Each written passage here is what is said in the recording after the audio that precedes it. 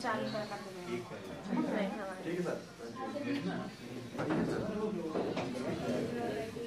ठीक है, तो चलिए इसका मुख्य पार्ट देखेंगे हम। तो रिफ्लेक्स एक्शन प्रतिवर्ती क्रियाओं को नियंत्रित करता है। जैसे हमको पूरे शरीर में कहीं भी प्रॉब्लम हो गई, या ऐसा समझिए आप बहुत सरल तरीके से कि मान लीजिए हमको कहीं पैर में मच्छर काटा या किसी भी सेक्शन में कोई गड़बड़ी हो रही है, महसूस हो रहा है, अचानक से हम चल रहे थे और कहीं पर कांटा लग गया, ठीक, कांटा लग गया, तो आप कैसे पता करते हो अपने हाथ? तुरंत हाथ आपका वहीं पहुंच जाता है, जबकि आपने देखा नहीं है उसको, लेकिन तुरंत आपका हाथ वहीं जाएगा और उसी जगह पर जाकर के आप क्या करोगे?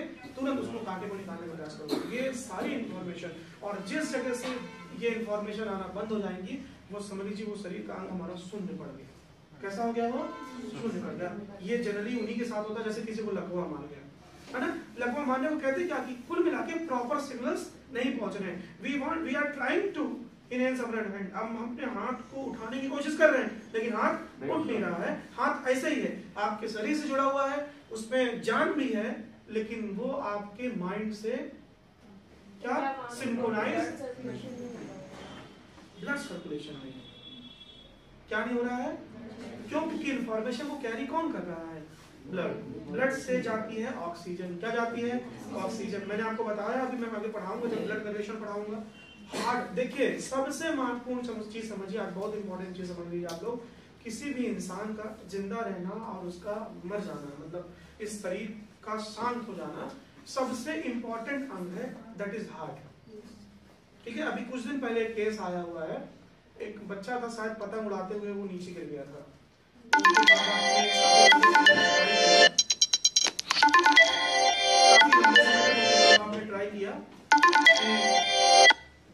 काफी लंबे समय तक उनके माँ बाप ने ट्राई किया कि उसको सेंस आ जाए।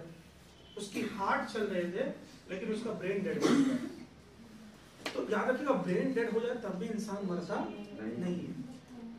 डेथ होने की सबसे मेन कॉज क्या है? हार्ट का बंद हो जाना। ठीक है, मैं आगे आपको सीपीआर के बारे में बताऊंगा कि जब भी कोई आपके सामने कभी मूर्छित होकर गिर जाए, है ना, कभी भी आपके सामने मूर्छित होकर गिर जाए, तो देखिए हर व्यक्ति को आप उसको पल्स देखेंगे, उसकी पल्स अगर नहीं चल रही है, ऐसा हो जाता है। ये आधुनिक युग जो चल रहा है, इस समय किसी को भी कुछ भी हो जाता है। ये एक टेक्नोलॉजी आपको सबको सीखनी है। जब भी आप किसी नए सरकारी नौकरी में जाएंगे और जहां पर बेसिकली ऐसे सेक्शंस होंगे जहां पर थोड़ा सा जान की सिक्योरिटी की कहानी होती है, जैसे मान लो इलेक्ट्रिसिटी डिपार्टमेंट में नौकरी करने के, समथिंग लाइक दैट, तो वहां पर आपको सीपीआर की ट्रेनिंग दी जाती है ना। आपको करना क्या होगा कि जब भी कोई ऐसे मूर्छित होकर गिरे, ये दोनों हाथ लेकर के और ऐसे करके उसके चेस्ट में आपको क्या करना है? प्रेस करना है। ठीक है, कम से कम 4 से 5 मिनट। उस व्यक्ति को जो मूर्छित होकर गिर चुका है, हो सकता है उसके अंदर वापस से जान आ जाए, क्योंकि जान आने का सबसे मेन मतलब क्या है? उसके हार्ट का चलना। उसके बाद तो फिर आप डॉक्टर को ले जा सकते हो, उसको क्या प्रॉब्लम थी वो सब कुछ हो सकता है, लेकिन अगर उसका हार्ट बंद हो गया मतलब उसकी डेथ हो चुकी है। तो अगर आप वापस से उस हार्ट को पंप करके, या तो मुंह से मुंह में सांस दे करके, या तो आप इस तरह से चेस्ट प्रेस करके, यहाँ हार्ट जहाँ है, यहाँ पर इन दोनों के बीच में, यहाँ पर आप इसको प्रेस करेंगे और लगातार धीमे धीमे, इतना नहीं कर देना कि वो आपके प्रेस करने से ही खत्म हो जाए, जो जान बची वो भी चली जाए। तो मतलब आपके कारण मतलब आपके ऊपर 300 दोनों लग जाए बाद में चलते, वो इसके ऊपर जान जब आए तो जान यही जो किया है। तो इस तरह से करना है कि वो धीमे धीमे, मतलब उसका हार्ट चलने लगेगा तो मतलब वो जिंदा हो जाएगा। ठीक, ऐसे बहुत सारे आपने देखा होगा, टीवी में देखते होंगे, जब हीरो खत्म हो जाता है, हीरोइन ने धक धक धक धक मारती है, अचानक से जान आ जाती है ना।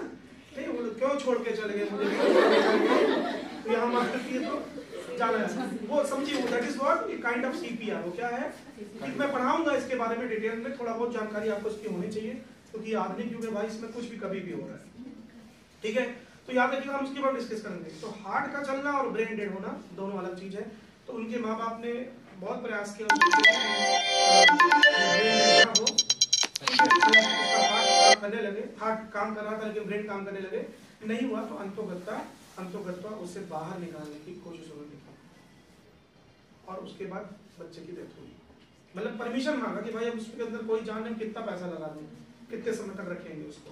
तो ऐसी सिचुएशन है कि ब्रेन डेड हो जाने से इंसान जिंदा रहता है, लेकिन हार्ट बंद हुआ तो कहानी। फिर हम लोग पढ़ेंगे हार्ट ट्रांसप्लांट कैसे हुआ, बहुत सारी चीजों के बारे में डिस्कस करने वाले हैं, ठीक है। इनसे क्वेश्चन कुछ कुछ जगहों पर बनते हैं। अगर आप इसको कहें तो इसको जीके का प्रश्न कह सकते हैं, जनरल नॉलेज एकदम बिल्कुल जो होनी चाहिए आपके बारे में। मनुष्य का हृदय कितने बार धड़कता है ना? 72 टाइम्स। अब इसमें यहाँ पर 2 कैलकुलेशन आ चुकी हैं, एक को कहते हैं लो बीपी, एक को कहते हैं हाई बीपी, और उसी का बहुत बड़ा बाजार बन चुका है, बहुत बड़ा बाजार है हाई बीपी और लो बीपी का। तो इन सब के बारे में हम डिस्कस करने वाले हैं। देखिए आंख में कीड़ा गिरने पर हमको कैसे पता चल जाता है, तो सब कुछ डिस्कस करेंगे यहाँ पर। फिर हम लोग पढ़ेंगे 2 टाइप्स की चीजें, एक होती है एक अंतःस्रावी ग्रंथि और एक बाह्यस्रावी ग्रंथि। ग्लैंड्स क्या करती हैं? ग्लैंड्स करते हैं हार्मोन्स और एंजाइम्स का स्त्रावन, मतलब रिलीज करते हैं। हार्मोन्स का काम क्या होता है? हार्मोन्स का काम बॉडी के अंदर, कहाँ है? बॉडी के अंदर। ये दोनों ग्लैंड्स का काम ऐसी है। एक एंजाइम देंगे, एंजाइम का काम क्या है? भोजन को पचाना, डाइजेशन ऑफ, डाइजेस्टिव सिस्टम में सबसे इंपॉर्टेंट रोल प्ले करने वाला कौन सा है? एंजाइम। हम पढ़ेंगे इनके बारे में। तो ये 2 प्रकार की होती है, यहाँ पे हम डिस्कस करेंगे। देखिए कुछ ग्रंथियां ऐसी होती है जो एंजाइम का स्त्रावन करती हैं, तो उसे बाह्यस्रावी ग्रंथि कहते हैं। एंजाइम का काम क्या होता है? भोजन को पचाना। अंतःस्रावी ग्रंथि का मतलब क्या है? इंडोक्राइन का काम क्या है? ये हार्मोन्स का स्त्रावन करती है। अब हर हार्मोन्स का अलग अलग काम है। जैसे हम एक पढ़ते हैं लड़ो या उड़ो हार्मोन्स, ठीक है। लड़ो या उड़ो हार्मोन्स, ये क्वेश्चन बड़ा इंपॉर्टेंट है, बहुत पेपर में पूछा जाता है। कब होता है, किस आवश्यकता में निकलता है, ये सब कुछ डिस्कस करने वाले हैं आगे चल, ठीक है। तो हार्मोन्स का अलग रोल है। जैसे STH hormones, STH hormones, small tall hormones. Small tall hormones का क्या है? कौन से हार्मोन्स न होने पर किसी भी व्यक्ति की हाइट छोटी रह जाती है? कौन सा हार्मोन्स किसी में ज्यादा होता है कि वो उसकी हाइट क्या हो जाती है? बड़ी हो जाती है, ठीक है। तो ये हार्मोन्स के कारण होता है, याद रखिएगा। इसका सब में इंपॉर्टेंट रोल है, ठीक है। तो ये इन सब के बारे में डिस्कस करेंगे। मैंने आपको सब कुछ बताया कि घर के अंदर ही है सब कुछ। घर के अंदर मतलब हमारे शरीर के अंदर ही सब कुछ है, ठीक है। किसी का कैसा हो जाना ये उसके शरीर के अंदर की कहानी है, समझ रहे हैं बात को? उसमें उस बेचारे का कोई रोल नहीं है, ठीक है। मतलब वो बेचारा इस सेंस में करूं कि अगर कोई अपने शरीर को देख करके क्या करे, परेशान हो, तो उसमें उसका कोई दोष नहीं है। ये केवल केमिकल फॉर्मेशन है। We are nothing the part of chemical reaction. हम क्या है? केमिकल रिएक्शन का परिणाम है। शुरू से लेकर अंत तक, जन्म से लेकर हमारे मृत्यु तक हमारे अंदर जो परफॉर्म हो रही है वो है केमिकल रिएक्शन, जो हमारे शरीर को बनाती है या खत्म कर देती है। समझ रहे हैं बात को ना? ये इंपॉर्टेंट याद रखिएगा। फिर हम लोग यहाँ पर मास्टर ग्लैंड ऑफ ग्लैंड मतलब मास्टर ग्लैंड के बारे में डिस्कस करेंगे। ये क्या बेटा? पीयूष ग्रंथि। क्या कहते हैं इसको? पीयूष ग्रंथि, याद रखिएगा। ये पीयूष ग्रंथि के बारे में हम लोग डिस्कस करेंगे डिटेल में। इस ग्रंथि का क्या रोल है सबको डिस्कस करेंगे इसके बारे में, ठीक। उसके बाद देखिए मास्टर ग्लैंड क्या, ये देखिए एसटीएच हार्मोन्स के बारे में बताया था मैंने आपको। स्मॉल टॉल हार्मोन शरीर में वृद्धि, हड्डी में वृद्धि का नियंत्रण कौन करता है? ठीक है। देखिए कभी कभी अनबैलेंस होता है, किसी की पैर की हड्डी बढ़ जाती है ना, पैर की हड्डियों का ऑपरेशन करवाना पड़ता है, कहीं की भी हड्डी बढ़ जाती है, ये सब हार्मोन्स के कारण होता है। फिर ये इंपॉर्टेंट है, जो अब वर्तमान में सबसे ज्यादा होने वाली बीमारी है, और बेसिकली उन रीजन में जहां पर कैल्शियम अनबैलेंस होता है। क्या अनबैलेंस होता है? कैल्शियम। जैसे इस पूरे सतना रीजन में, सतना बिंद पूरे क्षेत्र में, यहाँ पर टीडीएस का परसेंटेज बहुत ज्यादा है पानी में। टीडीएस का परसेंटेज बहुत ज्यादा है। टीडीएस मतलब होता है टेम्पररी डिसॉल्व सॉलिड्स। ये आपके पानी में बहुत ज्यादा है सतना में। टेम्पररी डिसॉल्व सॉलिड्स सतना के पानी में बहुत ज्यादा है, मतलब कुल मिलाकर कैल्शियम बहुत ज्यादा है। अब आपकी बॉडी में कभी भी कैल्शियम अनबैलेंस होगा तो आपको जो सबसे पहली बीमारी सबसे घेर सकती है वो है बेटा थायराइड। तो इसके भी 2 टाइप्स हैं। थायराइड के 2 टाइप होते हैं। एक में इंसान बहुत पतला हो जाता है और एक में इंसान बिना किसी कारण के मोटा दिखने लगता है, जबकि वो खाता 2 रोटी ही है, लेकिन वो हो जाएगा हाइपो। क्या हो जाएगा? हाइपो मतलब मोटा टाइप का, ठीक। तो हम इसको डिस्कस करेंगे कहाँ किस में कैसा होता है, ये इंपॉर्टेंट है, याद रखिएगा। तो थायराइड बहुत प्रोमिनेंट होने वाली डिजीज है, और ये जिसको एक बार हो गया तो फिर उसको जीवन भर कैल्सीटोनिन टाइप की दवाई लेनी पड़ेगी। कैल्सीटोनिन मतलब कैल्शियम को टोन करने वाली, कैल्शियम को टोन करने मतलब कैल्शियम को बैलेंस करने वाली, ठीक है। अब ये इसके 2 फॉर्म है। यहाँ देखिए थायराइड ग्रंथि, अंतःस्रावी ग्रंथि है। सबसे बड़ी अंतःस्रावी ग्रंथि कौन सी है? थायराइड ग्रंथि है तो क्या हार्मोन्स करेगी, अंतःस्रावी क्या करेगी, क्या निकालेगी, हार्मोन्स। बाह वाली होती है क्या निकालती, एंजाइम। हम पढ़ाएंगे इसको अभी डिटेल में, परेशान ना होगी। बाह वाली एंजाइम, अंतः वाली हार्मोन्स। और हर हार्मोन्स का अलग अलग नियम है, अलग अलग रोल है यहाँ पर। तो कुछ देखिए इस तरह से इसका प्रेजेंस होता है हमारी बॉडी में। अब यहाँ पे देखिए एक हार्मोन्स होता है, दवाई का नाम भी जो लेते हैं ना, जब किसी को ये हो जाता है, थायराइड जाता है,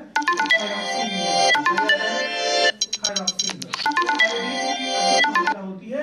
और इंडोक्राइन सिस्टम का ये हिस्सा होती है, इसको देखेंगे इंडोक्राइन सिस्टम कैसे पेस मेकर कहते हैं। We will discuss each and everything. आपने बहुत पहले अगर दूरदर्शन में ऐड देखा हो तो आयोडीन की कमी से किसी को भी घिरन हो सकता है, ये है ना,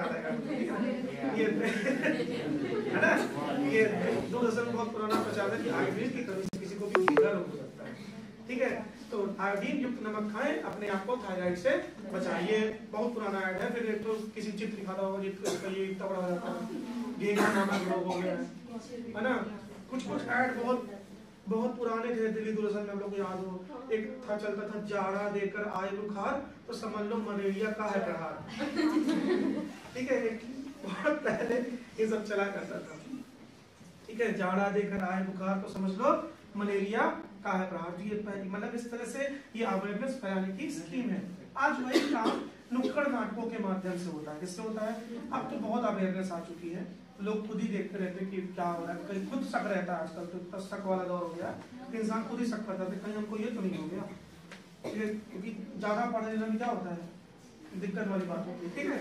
चलिए, तो पैराथायराइड ग्रंथि, ये पैराथायराइड ग्रंथि वाला देखिए रोल है, एक यहाँ सामने होती है, एक उसके जस्ट पीछे होती है। तो इसको देखेंगे हम लोग। देखिए यहाँ से एक हार्मोन निकलता है, मैंने आपको बताया, which is known as calcitonin hormone. इसको क्या कहते हैं? Calcitonin hormone. देखिए पैराथायराइड हार्मोन और एक निकलता है कैल्सिटोनिन हार्मोन। कैल्सिटोनिन मतलब कैल्शियम को टोन करना, टोन करना मतलब फिक्स कर देना, जो हमको जरूरत है वो, बाकी एक्स्ट्रा क्या कर दो, शरीर से बाहर कर दो। अगर नहीं होगा, नहीं निकलेगा तो फिर प्रॉब्लम शुरू हो जाएगी, ठीक है। ये सब काम ब्लड के अंदर होता है। अब देखिए पैराथायराइड हार्मोन जब निकलता है, जब ब्लड में कैल्शियम की मात्रा कम हो जाती है, जब ब्लड में कैल्शियम की मात्रा बढ़ जाती है तो कौन निकलता है? Calcitonin hormone. जब ये निकलना बंद हो जाता है तब आपको थायराइड हो जाता है। मतलब जब ये बैलेंस होना बंद हो जाएगा तो क्या हो जाएगा? आपको डिपेंड करेगा कि आपको किस टाइप का थायराइड है, ठीक। आप मोटे वाले हो रहे हैं कि पतले वाले, ठीक है, दोनों चीज होता है। और मतलब आप फिर कुछ भी खाते रहो, कोई फर्क नहीं पड़ने वाला जब तक आप ये बैलेंस करने वाला दवाई ले। तो ये काम जब आपका ब्लड नहीं करता तो आप फिर एक्स्ट्रा दवाई लेना शुरू करते हो, फिर जिंदगी भर आपको लेना, क्योंकि ब्लड काम नहीं कर पा रहा है, ब्लड वो काम नहीं कर रहा, तो ये फिर आपको जिंदगी भर छोटी खानी जा सकती है। मतलब ये हो गया है, ऐसा वाला रोग है।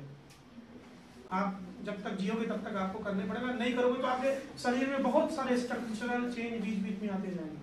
कभी आप अचानक से किसी दोस्त को पतला दिखोगे 3-4 महीने पहले, और 3-4 महीने का दिखोगे, वो बोलेंगे कैसे हो गए, थोड़ी टेंशन मतलब डोज बढ़ा दूंगा, 3 महीना फिर मिलना, फिर पतला होगा, फिर बदला हो जाएगा। तो ये याद रखिएगा, ये है भाई तो है, क्या कर सकते हो। फिर देखिए यहाँ पे एड्रेनल ग्रंथि है, एड्रेनल ग्रंथि से इम्पोर्टेंट है, यहाँ से ये इम्पोर्टेंट चीज है। देखिएगा मैं आपको बताया था लड़ो और उड़ो हार्मोन्स का क्या मतलब था, ग्लूकोकॉर्टिकॉइड्स हार्मोन्स का मतलब क्या होता है, ठीक है। मेडुला एंड्रोफिन हार्मोन्स का क्या मतलब होता है, ग्लूकोकॉर्टिकॉइड्स का मतलब क्या होता है, फिर एपिनेफ्रिन का मतलब क्या होता है, क्या क्या करते हैं, दिल को धड़कने को कंट्रोल करना, ये सब कुछ कौन करता है देखेंगे हम लोग। उसके बाद अग्नाशय का रोल आएगा। यहाँ पे 3 टाइप की कोशिका होती है, 1, 2, 3, अल्फा, बीटा और गामा। इनसे भी किसका निकलता है? हार्मोन। अब देखिए आप क्या लेते हो बेटा, जब आपको शुगर रोग हो जाता है, क्या हो जाता है? शुगर। तो आप क्या लेते हैं? कहते हैं इंसुलिन अनबैलेंस हो गया। तो एक्स्ट्रा जिसका अनबैलेंस होता है, जिसकी जीभ कंट्रोल नहीं हो रही है, कुछ भी कर ले, उसको रसगुल्ला खाना है, तो फिर बाद में क्या लगाना पड़ता है? एक तरफ से रसगुल्ला खाते हैं, दूसरी तरफ से इंसुलिन भी लगाते हैं कि बोले रसगुल्ला तो हम खाएंगे, भले तुम इंसुलिन लगा लो, फिर इंसुलिन का इंजेक्शन लेना पड़ता है। बोले जीवन है तो रसगुल्ला है तो जीवन, जब दोनों है तो फिर एक इंजेक्शन भी है साथ में, क्या है? इंसुलिन। तो इंसुलिन क्या है? ये अंदर काम कर रहा है, आपको बाहर पता नहीं चल रहा है। अब जिसमें ये पन्ना बंद हो गया तो उसका चालू हो गया, उसको शुगर हो गया। अब शुगर कोई बीमारी नहीं है, सिंपल देखो क्या नहीं निकलेगा, ये इंसुलिन नहीं आ रहा है, तो वहाँ कहानी गड़बड़ है भाई। अब उसको करना क्या था, तुम्हारे शरीर में अलग, इसके शरीर में अलग, इसके शरीर में अलग परफॉर्मेंस है उसकी। लेकिन कुल मिला के वो अनबैलेंस हो चुका है, वो निकल नहीं रहा है, ज़्यादा है कम है, तो आपको शुगर होना तय है। और जब हो गया तो फिर यही बात है, उसमें भी दवाई खानी पड़ेगी। मैं आपको वो बता रहा हूँ कि अगर आप समझे इसको बहुत ध्यान से, तो क्यों आप कहते हैं कि लाइलाज बीमारी हो जाती है? क्योंकि ये तो वो एक ऐसी चीज है जो आपके शरीर में अंदर हो रही है, कोई अंग नहीं है कि तुम अलग से निकाल के लगा दोगे। आप हार्मोन्स ट्रांसप्लांट थोड़ी ना कर पाएंगे, बात समझ रहे हैं? आपका कान कट जाए तो कान नया लगा दो, आंख कट जाए तो आंख, मतलब समझ रहे हो आपको? लेकिन ये तो वो चीज जो उनको परफॉर्म करवा रही है। आपको खुलना है, बंद हो रहा है, ये प्रक्रिया कौन दे रहा है? मैं चाहूं जिस वक्त मेरी उंगली ये जुड़े, और जब चाहूं, अभी मेरा सब कुछ सिंक्रोनाइज चल रहा है, अभी मैं पगलाया नहीं। और अगर मैं चाहूं और ऐसा ना हो तो क्या होगा? कुछ ना कुछ दिक्कत शुरू हो चुकी है। समझ रहे हैं? तो the synchronize is main important चीज। तो इसलिए मैं आपको बोल रहा हूँ कि इंसुलिन का रोल है। तो इंसुलिन क्या है बेटा? याद रखिएगा आप दिमाग में। तो कभी किसी को समझाना हो कि अगर इंसुलिन, आपको किसी को शुगर क्यों हो गया, तो उसकी कहानी यहाँ से शुरू होती है। हम इसके बारे में डिटेल में डिस्कस करेंगे जब इस चैप्टर पे आऊंगा। मैं आपको बता रहा हूँ। फिर देखिए यहाँ पे एक मधुमेह दिवस हो गया। क्या हो गया है? मधुमेह कब होता है? 14 नवंबर। याद रखिएगा 15 नवंबर को मध्य प्रदेश में कौन सा दिवस मनाया जाता है? 15 नवंबर को। मैं 15 नवंबर पूछ रहा हूँ। जनजातीय गौरव दिवस। उसके एक दिन पहले कौन सा दिवस पड़ता है? मधुमेह दिवस। ठीक है, चिल्ड्रन दिवस। अब ये आ गया। हाँ, तुम लोग तो वही बोलते, विंडो से विंटर लाते।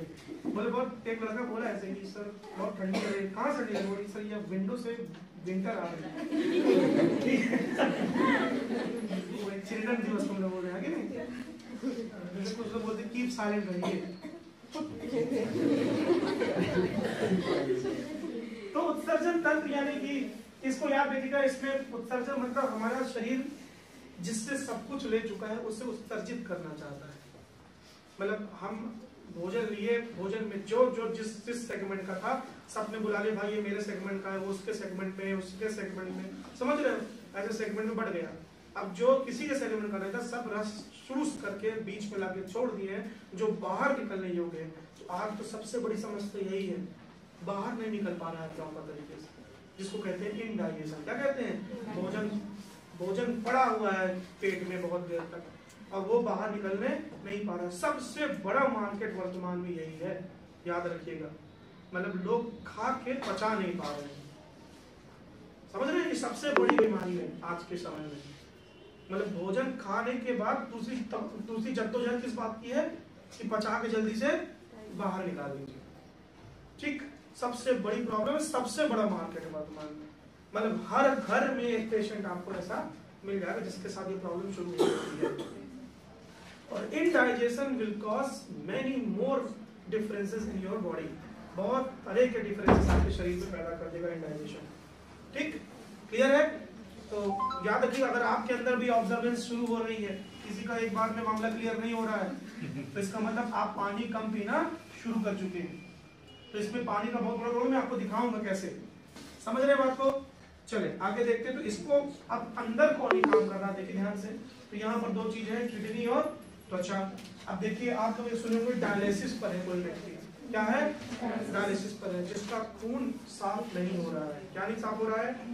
उसकी किडनियां ये काम नहीं कर पा रही है। मतलब एक किडनी भर का रोल नहीं है, बहुत सारे लोगों का परफॉर्मेंस होता है, लेकिन फाइनली किडनी तक बात आकर पहुंच जाती है। कुल मिलकर जैसे कहते किसी की किडनी फेल हो गई है, क्या कह देते हैं? किडनी फेल हो गई, तो उसको रखा है किस पर? डायलिसिस पर। किडनी कितनी होती है भैया? दो, है ना? दो, ये किसी तीन तो नहीं है ना? तीन हो तो बहुत लकी है उसको, मतलब 3-4 लाख रुपए का मालिक वो अभी है, मैं दिलवा सकता हूँ। ठीक है, तो याद रखना कि एक किडनी से इंसान जिंदा रह सकता है। अभी हाल ही का मेरे मोहल्ले का एक केस है कि बेटे को आवश्यकता थी और माँ ने अपनी किडनी दी है। हाँ, माँ ने अपनी किडनी दी और फिर अनफॉर्चुनेटली आंटी नहीं रह गई, और मतलब साल भर नहीं। मैंने देखा बहुत कॉम्प्लिकेशन होती है, लेकिन बड़ी बात यह है कि डॉक्टर ने इसे सक्सेस बना दिया। मतलब माँ का एक अंग निकाल करके बेटे के शरीर में लगा दिया और वो बेटा जिंदा है, और मतलब माँ तो नहीं रह गई, लेकिन माँ तो अब जिंदा ही है ना बेटे के साथ में, एक अंग तो हमेशा है। माँ का आशीर्वाद से बड़ा क्या हो सकता है? एक तो उसने जन्म दिया और दूसरे बार फिर से जन्म दिया। तो ये सक्सेस कैसे होगा? तो अब मेन चीज क्या थी, क्या नहीं होता है शरीर में, आखिर क्यों आवश्यकता पड़ी इतना सब कुछ करने की, एक काम काट करके दूसरे के अंग फिट करने का, क्यों ऐसी आवश्यकता पड़ी? तो हम इसको बहुत डिटेल में पढ़ेंगे कि एक्चुअल में होता क्या है। कुछ लोग डायलिसिस पे सुनते होंगे आप, डायलिसिस में होता क्या है, एक तरफ से ब्लड जाता है, एक तरफ से ब्लड निकलता है। अब ये कैसे होता है, आजकल डायलिसिस का क्या सिस्टम आ चुका है, थोड़ा थोड़ा डिस्कस करेंगे हम लोग। आजकल एक बिरला हॉस्पिटल में नई मशीन आ गई है जिसको कभी हम कहते हैं ना कि इसको प्लाज्मा चाहिए। क्या चाहिए? प्लाज्मा। तो प्लाज्मा निकालने की, प्लाज्मा प्राप्त करने की कैसी मशीन आ गई है जो आपके शरीर से केवल प्लाज्मा, आपके ब्लड से केवल प्लाज्मा निकालेगी, पूरा ब्लड नहीं लेगी। ब्लड तुम्हारे शरीर में वापस पहुंच जाएगा लेकिन तुम्हारे ब्लड का प्लाज्मा वो खींच लेगी। ऐसी ऐसी टेक्नोलॉजी आ चुकी है। पूरे सपना में केवल अभी शायद बिरला में है, एज पर माय नॉलेज। और अभी मेरा दोस्त ऐसा में देख के आया, प्लाज्मा डोनेट करना पड़ता है, कुछ कुछ लोग डोनेट करते हैं। तो ये यहाँ से लगाएंगे लेकिन उसमें टाइम लगता है, ब्लड जाएगा मशीन के अंदर और ब्लड वापस से आपके शरीर में आ जाएगा। मतलब it is not kind of donation of blood but it is a kind of plasma donation. मतलब पूरा शरीर, खून तुम्हारा कितना था वो तो कितना होना चाहिए ये भी देखेंगे, खून कितना होना चाहिए, दिक्कत ना हो। ठीक है, ये सब कुछ डिस्कस करेंगे हम लोग। फिर प्लाज्मा जो आप दे देते हो वो कितने दिन में रिकवर हो जाता है ना। चलिए यहाँ पे हम लोग देखेंगे। फिर हम लोग किडनी का रोल देखेंगे। तो देखिए किडनी की बेसिक यूनिट को क्या कहते हैं बेटा? नेफ्रॉन। हम अभी कल से जो शुरू करने वाले हैं वो वहां शुरू करेंगे कि the most fundamental unit of life is what? Cell. The most fundamental unit of life is cell. Cell क्या होता है, यानी कोशिका क्या होती है? तो कोशिका सबसे बेसिक चीज हो गई। जब कोशिका मिलेंगी तो बनेगा ऊतक यानी टिश्यू।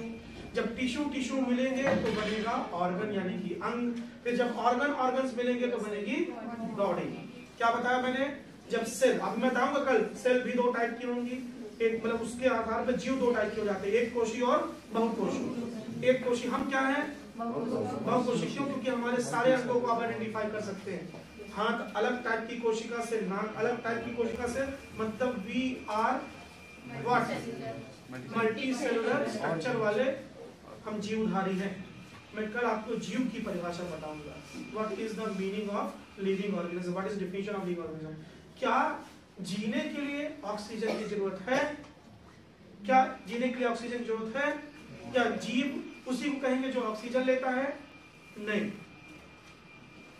ठीक, मैं आपको बताऊंगा ये, क्योंकि मैंने ऑलरेडी आप लोगों को पहले बता रखा है कि दुनिया का जो पहला जीव था उससे जन्म लेने के लिए उस समय ऑक्सीजन थी ही नहीं इस पृथ्वी पर।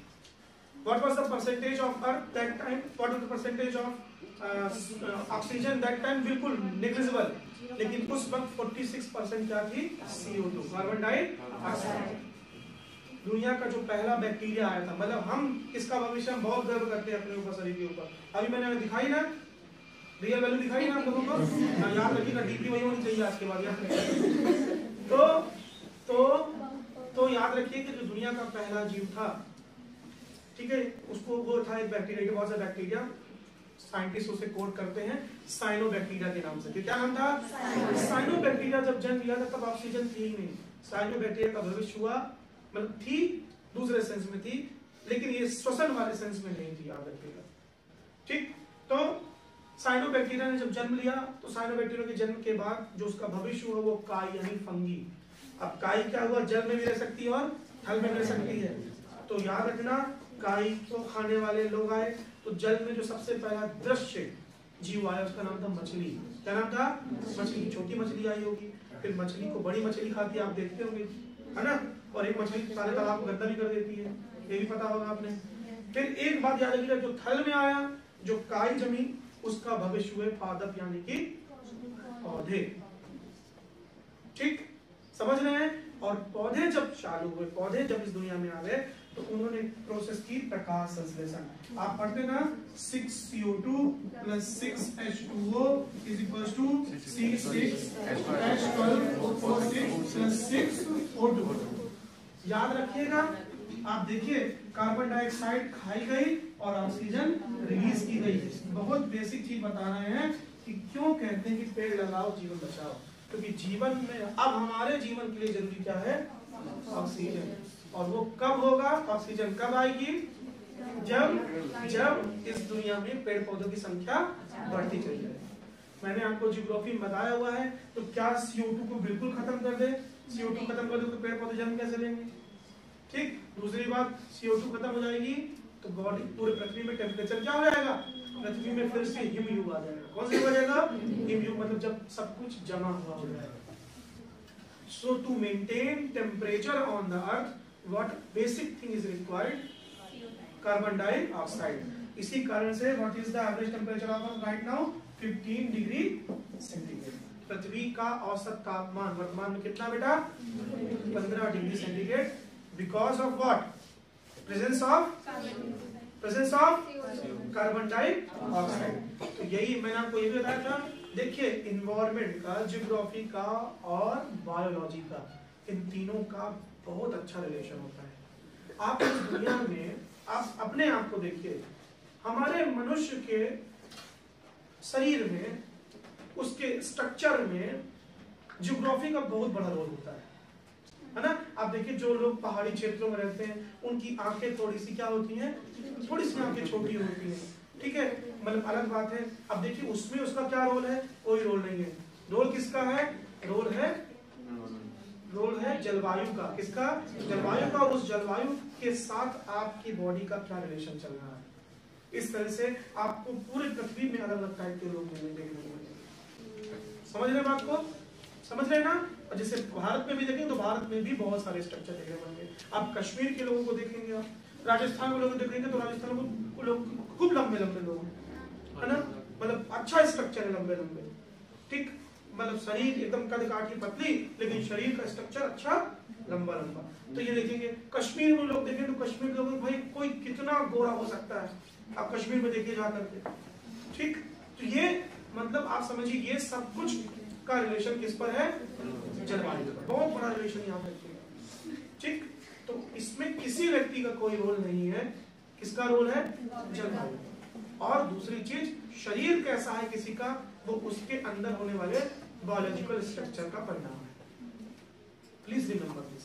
आप किसी को भी कुछ कहने से पहले 10 बार ये बात सोचिए, ठीक है। अगर उसका बस चलता तो वो अपने आप को पूरी तरह बदल सकता है ना। समझ रहे बात को? याद रखिएगा, इंपॉर्टेंट है। तो इस तरह से आप याद रख लीजिएगा। चलिए हम लोग आगे देखते हैं, तो इसको और डिटेल में देखेंगे।